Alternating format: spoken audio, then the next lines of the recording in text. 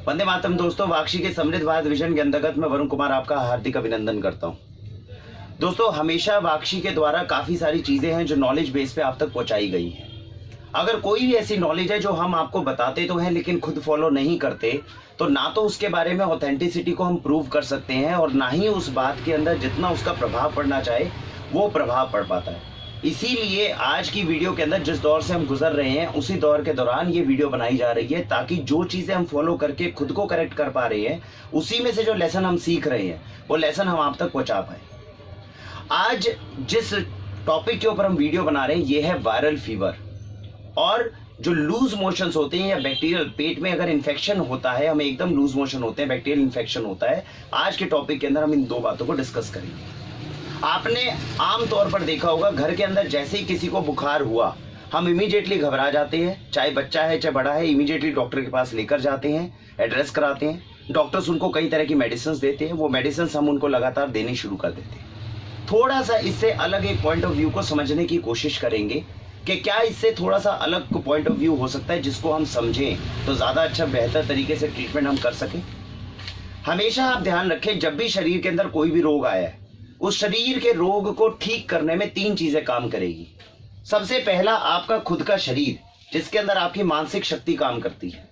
अंदर से आप कितने भी स्ट्रांग हो गए, आपने अभी अभी सुना होगा, मैं अखबार में पढ़ रहा था 2-3 दिन पहले, मनोहर पारिकर जी, जैसे आप जानते हैं कैंसर जो है अभी पीड़ित हैं, उन्होंने एक बहुत स्ट्रांग बात कही कि दुनिया में सबसे ताकतवर चीज है आपका दिमाग।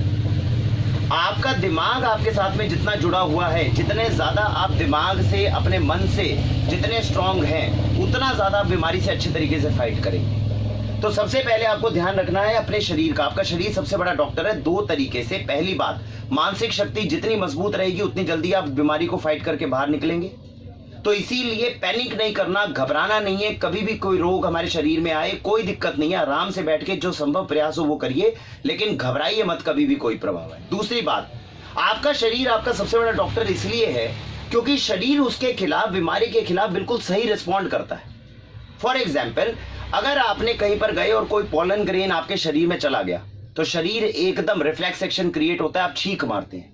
आपके शरीर को, अब आपको नहीं पता चला कि मेरे शरीर में कुछ गया, लेकिन आपने जैसे ही छींक मारी, इसका मतलब शरीर के अंदर कुछ गया है, उसने उसको बाहर फेंकने की कोशिश की। बॉडी के अंदर जैसे कोई बैक्टीरिया या वायरस घुसता है तो बॉडी अपना तापमान बढ़ाना शुरू कर देती है। क्यों बढ़ाना शुरू करती है? ताकि उस बैक्टीरिया को, उस वायरस को किल कर सके। पूरी दुनिया में अगर बैक्टीरिया और वायरस, मैं आपको बता दूं, वायरस को किल करने की मेडिसिन बहुत कम है। बैक्टीरिया को किल किया जा सकता है, वायरस को किल नहीं किया जा सकता। इसलिए वायरल फीवर जब होता है तब एंटीबायोटिक्स इसलिए नहीं दी जाती ताकि वायरस को खत्म कर दे। एंटीबायोटिक्स इसलिए दी जाती है ताकि वायरल फीवर के दौरान अगर कोई हमारे अंदर बैक्टीरियल इन्फेक्शन आए तो उससे लड़ सके। तो डायरेक्ट नहीं है थेरेपी, लेकिन वो जो है थेरेपी इसलिए दी जाती है, सपोर्टिव थेरेपी। तो इन चीजों का हम थोड़ा सा ज्ञान ले सकते हैं। तो आपकी बॉडी आपका सबसे बड़ा डॉक्टर है। बॉडी की सबसे ज्यादा सुनिए उस टाइम पर। आपको ठंड लग रही है, आपको कंबल के अंदर जाना है, कंबल से पूरा ढकना है, पूरा ढकेंगे। बॉडी पहले गर्म हो रही है, तापमान गर्म हो रहा है आपके शरीर का ताकि बैक्टीरिया वायरस को किल करे। फिर कंबल में आप लपेट रहे हैं, पसीना बहना शुरू हुआ ताकि वो जो बढ़ा हुआ टेम्परेचर है उसको धीरे धीरे आप कम कर सके। तो बॉडी अपना मैकेनिज्म जो अपना प्ले कर रही है, इसको अपने हिसाब से प्ले करने दीजिए। इसके ऊपर जबरदस्ती दवाइयों का प्रभाव मत डालिए। तो सबसे पहला हुआ बॉडी, जो आपके शरीर को ठीक करने में मदद करेगी। दूसरी बात, डॉक्टर। अब ऐसा नहीं है कि एलोपैथिक मेडिसिन बिल्कुल खराब है, बकवास है, नहीं। एक टाइम पर जाके आपको एलोपैथिक मेडिसिन की जरूरत पड़ेगी। इसीलिए तीसरा प्रभाव में चीज आती है, वो है कॉमन सेंस। अगर डॉक्टर समझदार है तो वो बिल्कुल सही तरीके से आपको मेडिसिन दे देंगे, चीजों का प्रभाव बताकर कितने टाइम पर हमें कितने बुखार के अंदर कौन सी मेडिसिन देनी चाहिए। अगर डॉक्टर ऑनेस्ट है तो बिल्कुल सही तरीके से इलाज कर सकते हैं, नहीं तो आपको अपनी कॉमन सेंस थोड़ी सी अप्लाई करने की कोशिश करनी चाहिए। क्योंकि आज हम वायरल फीवर से मैं खुद सफर कर रहा हूं, इसीलिए मैं उसका अनुभव आपके साथ में शेयर करना चाहता हूं, ताकि हो सकता है इस अनुभव के साथ में हम थोड़े से लॉजिक को हम समझ सकें। अब देखिए, जब भी आपके पास में एलोपैथी की जो साइंस होती है, 99% एलोपैथी जो है वो सिम्टोमेटिक रिलीफ के ऊपर बिलीव करती है। मतलब क्या है, कोई भी शरीर में रोग आया, इसका सिम्टम, मुझे क्या सिम्टम दिख रहा है, मुझे बुखार दिख रहा है, मुझे इसके शरीर में पेन दिख रही है, इसके शरीर के अंदर एलर्जी है, बस उसको खत्म कर दे तो काम बन जाएगा। काफी हद तक ठीक नहीं है, लेकिन गलत भी नहीं है, बहुत ज्यादा गलत भी नहीं है। तो दवाइयों को दो भागों में डिवाइड किया जाता है। आपके शरीर में अगर बुखार बढ़ रहा है तो पैरासीटामोल दी जाएगी, बुखार को कम करेगी। जरूरी नहीं अंदर जो बैक्टीरिया या वायरस घुसा है उसको किल कर दे, ये काम पैरासीटामोल का नहीं है। तो जब भी बुखार, लेकिन उस वायरस को, उस बैक्टीरिया को कौन किल कर सकता है? आपके शरीर में बढ़ने वाला तापमान। अब आप सिंपल लॉजिक समझ गए होंगे। शरीर के अंदर बुखार हुआ 1 डिग्री तक, 2 डिग्री तक भी अगर चला जाए, एकदम पैनिक मत होइए, घबराइए मत, जाने दीजिए वो बुखार को। 1 डिग्री तक, 2 डिग्री तक जा रहा है, जाएगा, तापमान शरीर का बढ़ाएगा, अंदर के जो बैक्टीरिया वायरस है उसको किल करने में मदद करेगा। उसको जबरदस्ती दवाइयों का लोड मत दीजिए। अगर 3 पे 4 पे चला जाए तो दिमाग के अंदर जा सकता है, नुकसान कर सकता है शरीर को। कई बार क्या होता है, बॉडी ने तापमान तो बढ़ा दिया लेकिन अब बॉडी उसे वापस नहीं ला पा रही, एलोपैथी आपके रेस्क्यू में आएगी। वहां पर जाके आप डॉक्टर की सलाह मानिए। जब 3 पे 4 पे डिग्री पे आपका तापमान है, आपको लगता है शरीर टूट रहा है, नहीं काम बन रहा है, सिम्टोमेटिक रिलीफ के अंतर्गत पैरासीटामोल उस वक्त आपकी सेवर में आएगी, मदद करेगी, उस तापमान को धीरे धीरे नीचे लाएगी, ज्यादा अच्छे तरीके से बीमारी को ठीक कर पाएंगे। क्यों? क्योंकि शरीर के बढ़े हुए तापमान ने बैक्टीरिया वायरस को किल कर दिया, और बढ़े हुए बुखार को, जिसको हमारा शरीर वापस नहीं ला पा रहा था, हमने दवाई की मदद से वापस ले आए। ज्यादा अच्छा रिलीफ आपको मिलेगा अगर एक तापमान को बढ़ने के बाद में आप दवाई देंगे, रादर देन शरीर के तापमान को नहीं बढ़ने दे। हमें से बहुत से लोग हैं 99-100 पे बुखार दिया, दे दवाई, पैरासीटामोल आपने दे दी, बैक्टीरिया वायरस वहीं का वहीं है, ऊपर के बुखार को ट्रीट करते जा रहे हो, 6 दिन तक बेड से नहीं उठोगे। तो ये हो गई पैरासीटामोल, सिम्टोमेटिक रिलीफ है। इसी के बाद में दूसरी चीज आती है पेन किलर। बॉडी के अंदर पेन हो रहा है, बॉडी के अंदर दिक्कत हो रही है, आयुर्वेद थोड़ा सा सेवियर काम कर सकता है। हल्का फुल्का पेन है, क्रॉनिक पेन है, लगातार का पेन है, तो मैं क्या कर सकता हूँ, गिलोय का पानी ले सकता हूँ, तुलसी ले सकता हूँ, अदरक ले सकता हूँ। ये धीरे धीरे करके मदद करेंगी। बॉडी का थोड़ा बहुत पेन है चल जाएगा, लेकिन लगातार अगर अपने को पेन हो रहा है, एलोपैथी की पेन किलर, जरा सा भी दर्द हुआ तभी उठाकर पेन किलर दे दी। पेन किलर उस बीमारी को ठीक नहीं कर सकती है, केवल सिम्प्टोमेटिक रिलीफ दे सकती है। रूट कॉज को एलोपैथी के पेन किलर्स कभी एड्रेस नहीं करते।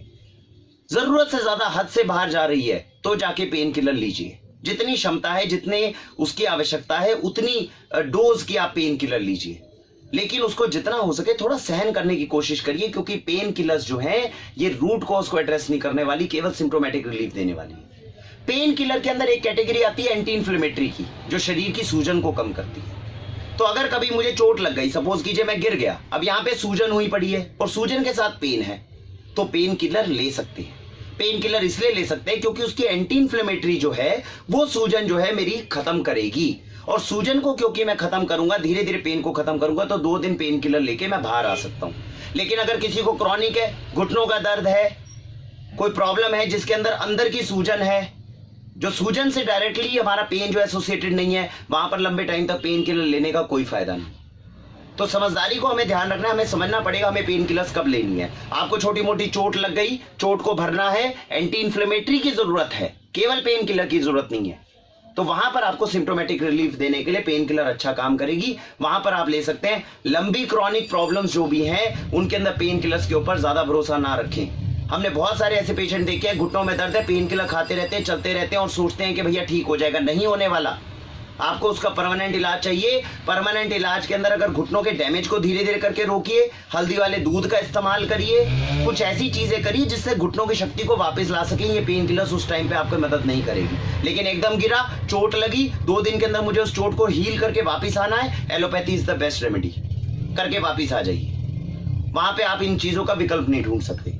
एंटी एलर्जिक सेम तरीका है, बॉडी अपना मैकेनिज्म काम कर रही है। बॉडी को अब जैसे मेरे को वायरल फीवर हुआ, डॉक्टर ने एंटी एलर्जिक दी है, अंदर एक एलर्जन गया हुआ है, एंटी एलर्जिक बैक्टीरिया वायरस को किल नहीं करने वाली, लेकिन बैक्टीरिया वायरस के होने की वजह से जो हमारा जो एक रिफ्लेक्स एक्शन बॉडी दे रही है उसको कम करने वाली है। तो कब काम है? अगर बहुत ज्यादा खांसी हो रही है, बहुत ज्यादा छींके लग रही है, जरूरत से ज्यादा लग रही है, एंटी एलर्जिक ले सकते हैं। जरूरी नहीं है पूरा इसके ऊपर डिपेंड होना, 1 गोली की जरूरत है, 2 गोली की जरूरत है, जितने की जरूरत है केवल तब ले सकते हैं। दिन में 1 गोली की जरूरत है, 1 गोली ले लीजिए। रिफ्लेक्स एक्शन है, कोई रूट कॉज को एड्रेस नहीं करने वाली। तो छींके जरूरत से ज्यादा लग रही है, बॉडी संभाल नहीं पा रही खुद को, एक एंटी एलर्जिक ले लीजिए। तो ये मैंने वो दवाइयां बताई आपको जो आपको सिम्प्टोमेटिक रिलीफ देने वाली हैं। लगातार किसी के कहने के ऊपर नहीं मुझे 1 चाहिए, 2 चाहिए, भैया दिन में 3 खानी ही खानी है। एलोपैथी की सबसे बड़ी दिक्कत यह है, इसके अंदर कोई भी मेडिसिन अगर एक चीज के ऊपर पॉजिटिव इफेक्ट दिखाती है तो इसके साइड इफेक्ट भी होते हैं। और आप न्यूज में पढ़ भी रहे होंगे, चाहे निमेसुलाइड है, इस तरह की बहुत सारी मेडिसिन है जिसको गवर्नमेंट बैन भी करना चाहती है। तो ये वो तीनों चीजें हैं जो जरूरत पड़ने पर ही लेनी चाहिए, जबरदस्ती नहीं लेनी चाहिए। ये शरीर के अंदर नहीं तो दुष्प्रभाव देंगी, साइड इफेक्ट्स देंगी। कौन सी ऐसी चीज है जिसके ऊपर बिल्कुल चांस नहीं लेना चाहिए? अगर हम इन चीजों के ऊपर प्रभाव कर लेते हैं, paracetamol, pain killer, anti allergic, भाई ये पता चला ये तो जरूरत पड़ने पे लेनी चाहिए। गलती हम कहां करते हैं? आपके पेट में लूज मोशन हुआ, 99% केसेस में कुछ गलत खाते हैं, एकदम लूज मोशन हो जाता है। अब आप क्या करते हैं? सीधा जाते हैं, आपको एक एंटीबायोटिक डॉक्टर लिख कर देता है। एंटीबायोटिक वो क्लास है जिसके ट्रीटमेंट को कभी भी बीच में नहीं छोड़ना चाहिए, क्योंकि एलोपैथी के अंदर एंटीबायोटिक एक ऐसी कैटेगरी है जो रूट कॉज को एड्रेस करती है। हमारे शरीर के अंदर एक गलत बैक्टीरिया गया, उस बैक्टीरिया को अपने को किल करना है। सबसे बढ़िया तरीका है एलोपैथी की एंटीबायोटिक, सीधा जाएगी, बैक्टीरिया को किल करेगी। तो हर वो चीज जिसके अंदर आपको बैक्टीरियल इंफेक्शन हुआ है, जैसे कि ट्यूबरकुलोसिस, जैसे कि फूड पॉइजनिंग, जैसे कि पेट के अंदर होने वाले इंफेक्शंस, कुछ गलत खाना खा लिया, डॉक्टर आपको 5 दिन की दवाई लिख कर देता है, दिन में 2 बार खानी है, तो ज्यादा बेहतरीन डॉक्टर बिल्कुल मत बनिए। उसने बिल्कुल सही दवाई दी है, बिना डोज को मिस करे। आप कई बार ठीक हो जाएंगे 2 डोज खाकर, लेकिन इसका मतलब ये नहीं अंदर का बैक्टीरिया किल हुआ है। डॉक्टर ने 5 दिन की दवाई इसलिए लिखी है, हो सकता है सिम्टोमेटिक रिलीफ में अपने को आराम मिल गया हो, लेकिन अंदर का बैक्टीरिया जो है अभी भी जिंदा है, वो दोबारा मल्टीप्लाई कर जाएगा, दोबारा बीमार कर देगा और शरीर को दोबारा हार्म होगा, क्योंकि जाना तो आपको दोबारा दवाई पे ही पड़ेगा। तो जब भी फूड पॉइजनिंग हुई, जब भी पेट का इंफेक्शन हुआ, लूज मोशन हुए घर में किसी को, डॉक्टर ने 5 दिन की दवाई लिखी, डॉक्टर ने एंटीबायोटिक लिखी है, कई तरह की इस तरह की एंटीबायोटिक्स है, नॉफ्लॉक्सासिन है या कुछ भी है, इस तरह की मिलती है। नॉफ्लॉक्सासिन TZ है जो यूजुअली मैं खाता हूं जब भी मैं बीमार होता हूं। तो 5 दिन का कोर्स, दिन में 2 बार अपने को करना ही करना है। पूरा एक पत्ता आता है, वो खाना ही खाना है, चाहे हमें सिम्टोमेटिक रिलीफ भी क्यों ना मिल गया हो। जब तक अंदर के बैक्टीरिया को पूरा किल नहीं करेंगे। फंगल इन्फेक्शन, कई लोगों को जांघों में दाद हो जाती है, पसीने की वजह से दाद हो जाते हैं, डॉक्टर के पास जाते हैं, डॉक्टर लिखता है एंटी फंगल प्रोडक्ट, जिसमें अजोल्स आते हैं, फिर भी दोबारा इसमें टर्बिनाफिन नाम का एक प्रोडक्ट आता है, एक ड्रग आता है।